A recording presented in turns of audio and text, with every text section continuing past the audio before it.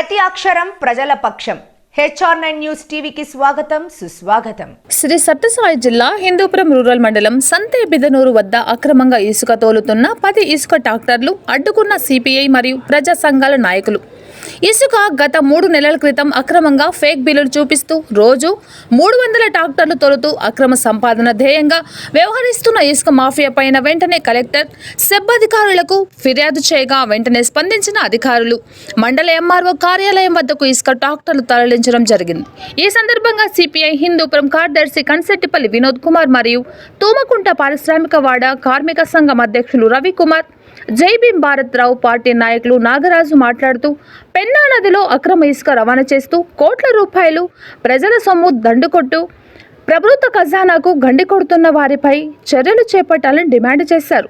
ఈ కార్యక్రమంలో సిపిఐ నాయకులు సమీవుల్లా, అంజాద్, జియా, అబూబకర్, కమాల్ బాషా, తూమకుంట పారిశ్రామిక వాడ కార్మిక సంఘం నాయకులు బాబు, మూర్తి, జై భీమ్ రావు భారత్ పార్టీ గణేష్, గంగాధర్ తదితరులు పాల్గొన్నారు.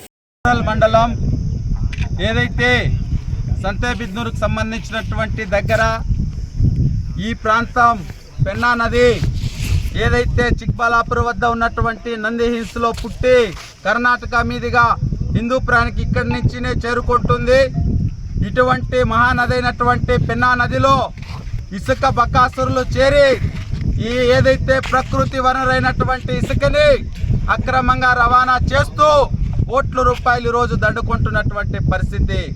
ప్రకృతిలో ఇసుక లేక ఈరోజు ఇసుక మొత్తం తీసుకొని అమ్మేస్తూ కర్ణాటకకి ఏదైతే పులిమితి ద్వారా మేళ్ళ మీదుగా బెంగళూరుకి ఒక్క లోడు 70,000 రూపాయలతో ఒక టిప్పర్ ఇసుకని అమ్ముతున్నటువంటి పరిస్థితి.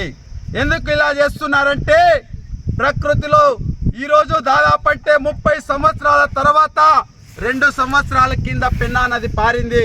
ఇది పీనుగుల పెన్నా. ఒకనాడు ఎంతో మందికి రైతులకి వారి బతకడానికి నీళ్ళు ఇచ్చినటువంటి పెన్నా నదిలో ఈరోజు ఇసుకనంతా కూడా మాయం చేస్తున్నటువంటి పరిస్థితి. ఈ ఇసుకంతా కూడా తరలిస్తే చుట్టుపక్కల ఉన్నటువంటి బోరుల్లో, బావుల్లో నీళ్ళన్నీ కూడా ఇంకిపోయి భూగర్భ జలాలన్నీ కూడా అడగంటిపోయి తాగడానికి కూడా ఈ గ్రామాల్లో నీళ్ళు లేకుండా జరిగేటటువంటి ప్రమాదం ఉందని చెప్పి ఈరోజు ఎంతో మంది మేధావులు, నిపుణులు చెప్తున్నప్పటికీ ఏమాత్రం ఇటువంటివి పెడచవున పెడుతూ అక్రమంగా డబ్బులో ఏదైతే ధనార్జనే ధ్యేయంగా ఇసుకని ఈరోజు అమ్ముకుంటున్నటువంటి దుర్మార్గాలపైన వెంటనే చర్యలు తీసుకోవాలని చెప్పి సిపిఐ అదేవిధంగా ఇతర ప్రజా సంఘాలుగా ఈరోజు డిమాండ్ చేస్తున్నాం. లేని పక్షంలో పెద్ద ఎత్తున ఆందోళన కార్యక్రమాలు చేపడతామని చెప్పి ఈరోజు వారికి హెచ్చరిస్తున్నాం. ఇసుక అక్రమ రవాణా ఆపాలి, ఇసుక అక్రమ రవాణా. సంతేబిద్నూరు గ్రామ సమీపంలో ఉన్నటువంటి పెన్నా నదిలో ఇష్టానుసారంగా ఇసుక దొంగలు, ఆ దొంగలకు ప్రేరేపిస్తున్న అధికార పార్టీ నాయకులు మీకు సిగ్గుందా అని అడుగుతున్నా. ఇసుక చెరువుల మట్టి ఏమమ్మినా మీకు చాలట్లేదా? కాదండి, ఇది రాయలసీమ అతి తక్కువ వర్షపాతం నమోదయ్యే ఏకైక జిల్లా ఇది. ఇక్కడ తాగడానికి నీళ్లు లేక ప్రజలు అల్లాడిపోతున్నారు. అంతేకాకుండా రైతులు పంట పండించడానికి నీళ్లు లేక వాళ్ళు విలువలాడిపోతున్నారు. ఈ సమయంలో మీరు ఇష్టానుసారంగా ఎవరండి దీనికి అనుమతి ఇచ్చింది అని మేము ట్రాక్టర్ల యజమానులను విచారిస్తే ఏదో ప్రతిమ ఇన్ఫ్రాస్ట్రక్చర్ అంట, అది విశాఖపట్నంలో. ఆ బిల్లుతో వీళ్ళు అనధికారికంగా ఆ బిల్లు మీద ఉదయం 6:30కు ఒక ట్రాక్టర్ వాడు 2,500తో చెల్లిస్తే సాయంత్రం 6 గంటల వరకు, అంటే దాదాపు వాడు 10-12 లోడ్లు తోలుకోవచ్చు. కానీ వాడు చెల్లించే 2,500 అది ఎవరి జోబుల్లో పోతా ఉంది? అధికార పార్టీ నాయకుల జోబుల్లో పోతా ఉంది. స్వార్థ పనులు తెలియస్తున్నారు తప్ప ప్రభుత్వానికి చెల్లించడం లేదు. ఇది చాలా బాధాకరం. అంతేకాక ఎలక్షన్ కోడ్ నుంచి దాదాపు 1 మంత్ అయింది. ఈ 1 మంత్లో ఇక్కడ 25 నుంచి 30 ట్రాక్టర్లు డైలీ 10 లోడ్లు అంటే 300 లోడ్లు, అట్లా 1 మంత్కి 9,000 లోడ్లు అక్రమంగా తరలిపోయింది ఇసుక. దీనికి ఎవరు జవాబాదారీ వహిస్తారో? మీరా ప్రజాప్రతినిధులు? మీకు సిగ్గుందా అని అడుగుతున్నాం. పద్ధతి మార్చుకోండి.